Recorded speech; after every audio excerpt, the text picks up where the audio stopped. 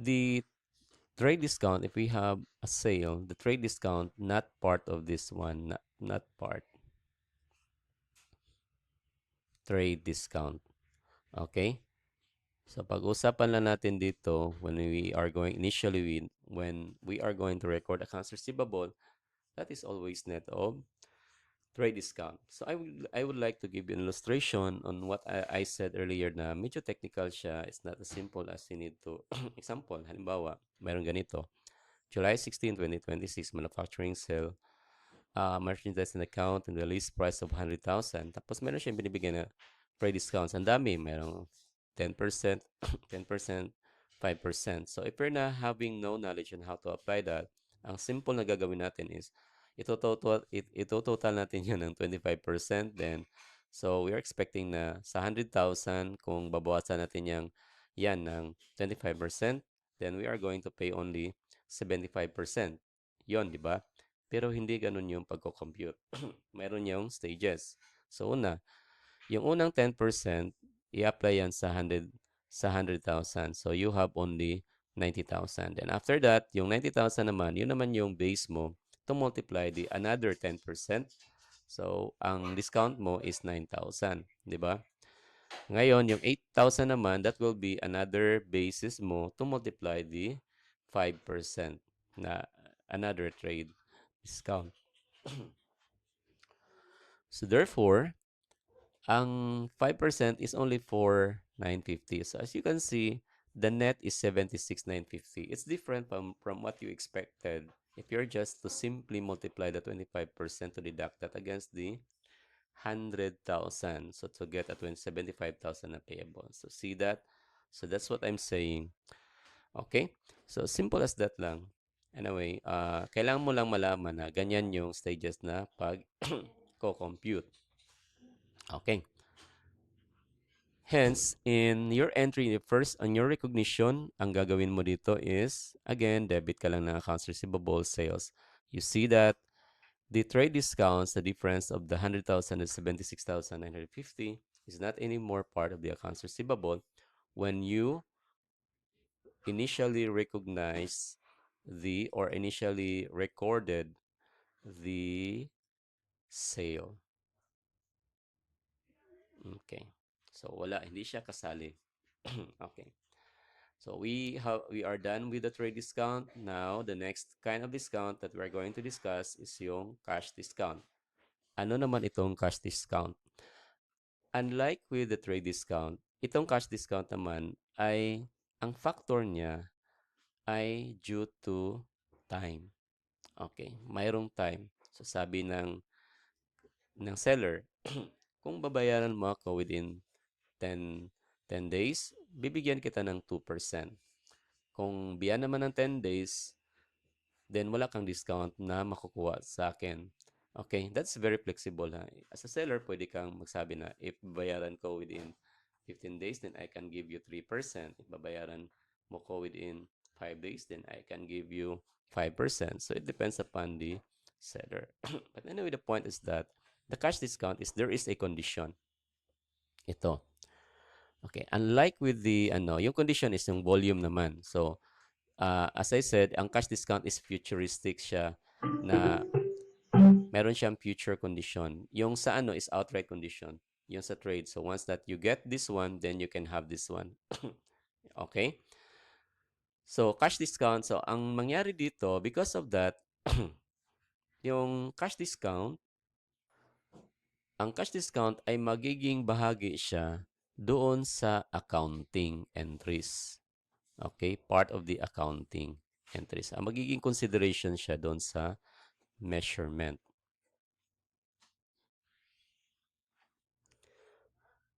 Therefore, they are to be considered.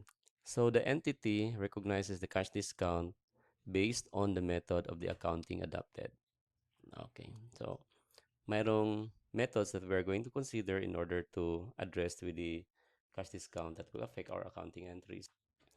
In the accounting entries, they have methods of doing it. So first is they have this gross price method and the net price method and the allowance method. So let's discuss this one by one.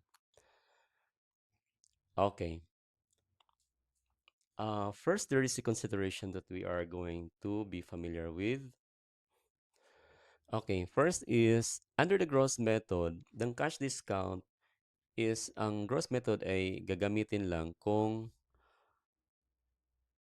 i kung we are going to use the gross price at saka iti-take lang yung discounts kung we are using gross price method. Kasi at first when we recognize record the accounts receivable at tapos merong sales, yung discount na yan ay nakasali dito sa AR.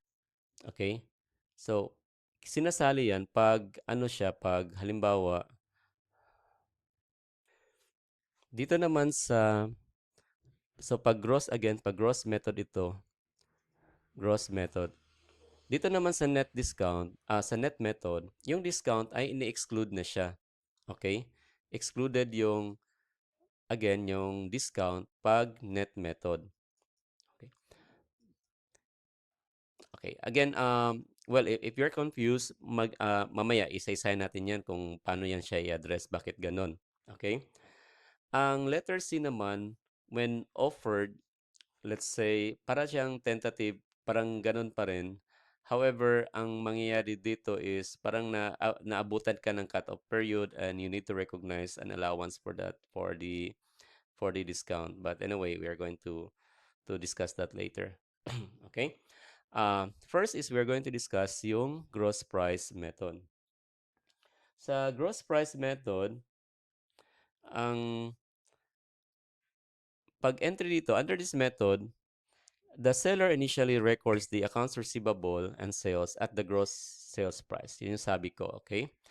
Okay, yung availability ng cash discount, kung kailan yan, only if kung nagbayad yung customers within the discount period. So, lalabas yung tinatawag natin na discount or sales discount na yan.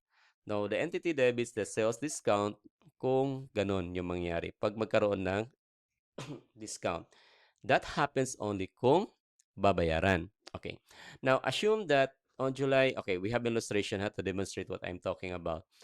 So, una is, assume that on July 16, 2026, ABC Manufacturing sells merchandise on account with a list of 100,000. Let's trade discount, ayan, blah, blah, blah. Then the invoice price of the merchandise is 76. So we already knew that how to compute the trade discount. So in here, so ito yung nangyayari dito kanina. Okay, now, okay. So as you can see in here, sabi dito, the invoice price is 76. Assume that the credit terms were 2/10, meaning say 2%, 2% if paid within 10 days. Ito yung interpretation na 2% if paid within 10 days. Okay. Okay. And the term is only, you mean to say that the customer, pag sinabing N, wala, pag beyond 10 days, pag sinabi itong N30, wala ng discount, pero kailangan mo siya bayaran within 30 days. Kasi meron na yung mga additional interest, etc., etc. And FOB shipping point, then if of FOB shipping point, it means to say that yung transfer ng ownership ng inventory happened at the time of the departure. Yung pag-deliver at the point doon sa warehouse ng seller, yung pag-depart ng ng inventory or ng shipment, yun na yung pagmamayari ng inventory na yan ay napunta na agad doon sa buyer. Okay? In other words, yung sales recognition happened on that date kung saan na-depart na yung inventory at the warehouse point pa lang or sa shipping point. Okay. ABC paid 2,000 for the freight. So, ABC, who's ABC? ABC is the customer. Now, dito, sa ganyang arrangement, kung yung shipping point na arrangement, kung saan yung may-ari na upon the shipment, upon shipping the inventory, is yung buyer ang may responsibility on paying the freight. So that's why dito, yung nagbabayad dito is si ABC for the 2,000. Here, makita nyo sa journal entry, ang sales natin is to 76,950.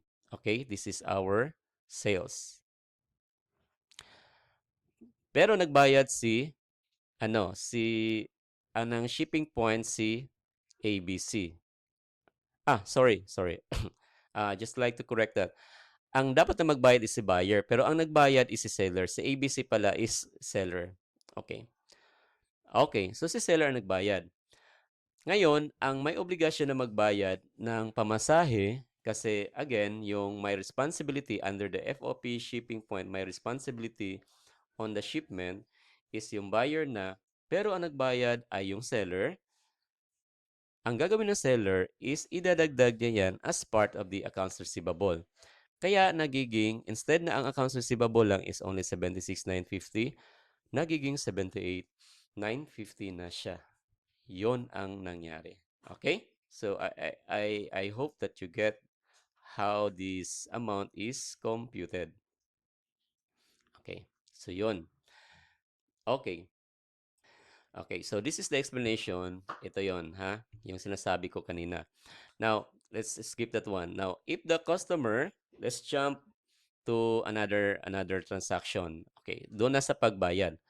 Now, if the customer pays on or before 26, kasi kailangan niya to enable to avail the discount, kailangan niya bayaran within 10 days. Yung ika-10th day kasi is July 26.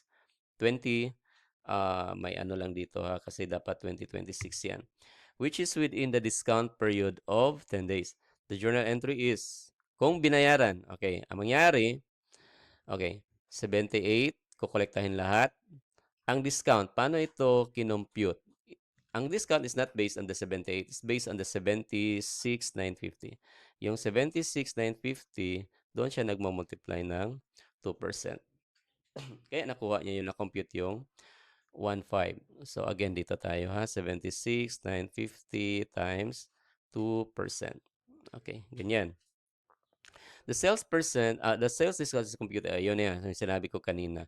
So, without exclude, kasi yung freight charges naman, although that is collectible against the buyer, but that is not entitled for the discount, okay? That is a way of reimbursing kung ano yung nabayaran ng seller doon sa freight, which is the responsibility of paying that is yung buyer. Okay. Now, paano naman kung yung buyer ay nagbayad ng kanyang utang beyond the discount period? So, ang mangyayari dyan, kung after na siya sa July 26 nagbayad, lahat ng discount lahat ng receivables without the discount ay babayaran yan lahat. So therefore the whole amount 78,950 has to be paid. So ganun lang, very simple. So just to again to repeat, so yun yung nangyari. At the first is nagkaroon ng sales. So immediately, the accounts receivable and sales are to be recognized, immediately to be recorded. However, there was an involvement of the freight na binayaran ng seller instead na magbayad sana is yung buyer. So ang gagawin ng seller is i-charge na yan doon sa buyer. So that will be part of the accounts receivable. So mangyari dyan, pag nagbayad yung customer within 10 days, pwede siya makapag-avail ng sales discount or yung cash discount na sinasabi natin. Pero yung computation ng sales discount, remember, it's only up to the extent of the sales price of the goods. Do not include on the base the freight. Hindi yun kasali doon sa makapag-avail na discount. So that's why we only multiply the 2% against the 76,950. Okay, on the other hand, kung hindi makapagbayad within July 26, ang mangyari ay buong accounts receivable ay babayaran. So, very simple to understand. Okay? Okay. Ang okay. Okay, on the next video, we are going to discuss because there are some issues when it comes to the cross method, but really minimal. Just to explain the concept of that, kung ano yon. Okay, so we end up this video in here at this point.